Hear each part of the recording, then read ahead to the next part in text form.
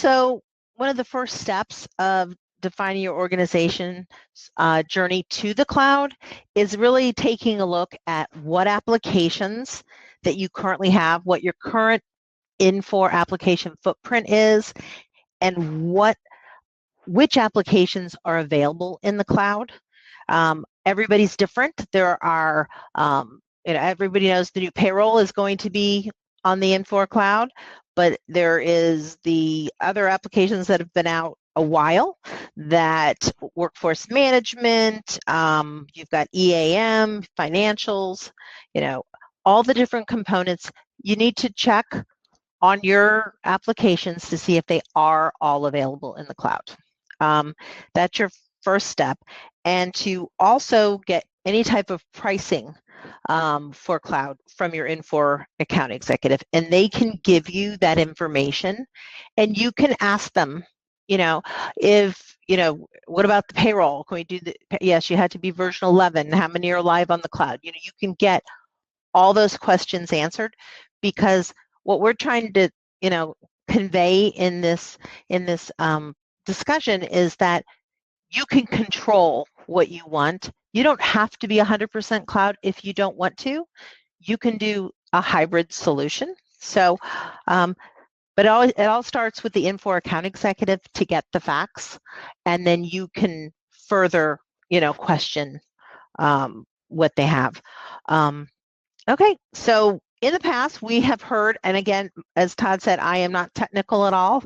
So if any of you are technical, you have to just understand my whole point of view is from the sales side and what customers have told me all along about, what's out there, what's new, what's coming up down the roadmap. So we had a lot of early adapters to the Infor cloud. That came with some challenges. Infor jumped in to meet the demands of their customers. And they did that without some common standards. There were COBOL challenges early on. There were performance degradation issues early on. There were, the uptime, in the service level agreements, customers wanted, 100% uptime, right? Because everybody was so used to saying, hey, we're down, all hands on deck, You just walked to the other room and told them, well, if you go down and you're on the cloud, you are, vulnerable to when they're going to get you back up. So, but that's all changed and has evolved, and these issues have been resolved over time. And the SLA for the uptime is 99.7% now, and that's what they're putting in their SLAs, and that just blows my mind, because I remember when it was in the lower 90s, and that wasn't acceptable for a lot of clients. So a lot of the, I want to say, fears and roadblocks for people making these decisions early on are going away. Again, one of the roadblocks in the past has been the cost, both the cost to maintain the system on a subscription cost, because you've already invested in your perpetual license. So that has been, an ongoing issue. People have to evaluate that based on what you own, what applications you own.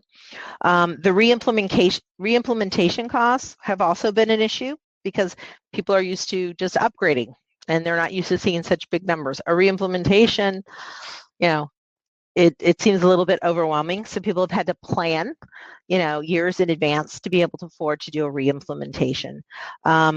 So what we always tell people is to take a look at what is your total cost of ownership on your existing system, what it costs you for the hardware, what it costs you for the software, what it costs you for your support.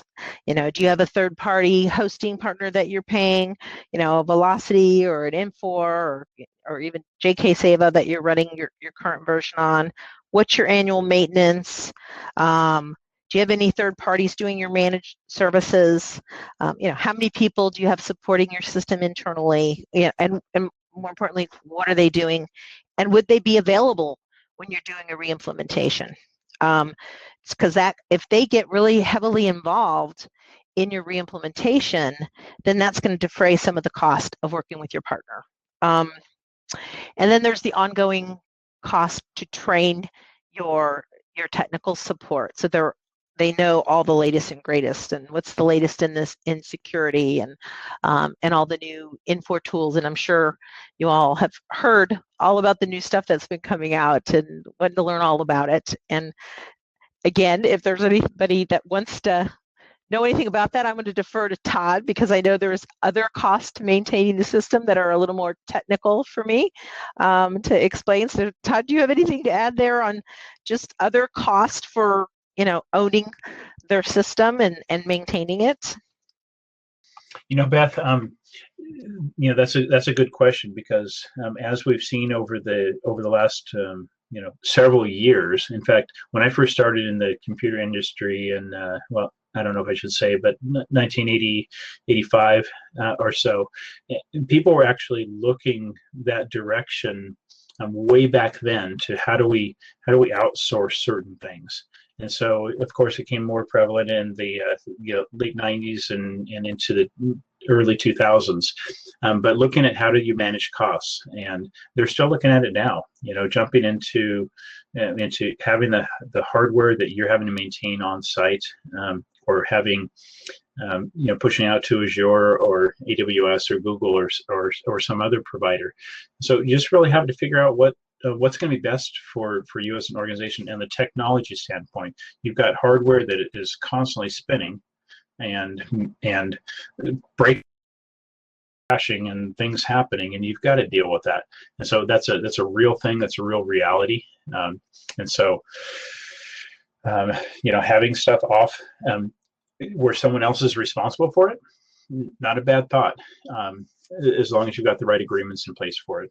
But then having stuff in-house is not a bad thing either. Some government agencies, a lot of public sector, they're required to have it, hold on to their own hardware. They can't have it somewhere else. And so there's a lot of things you have to think through with that.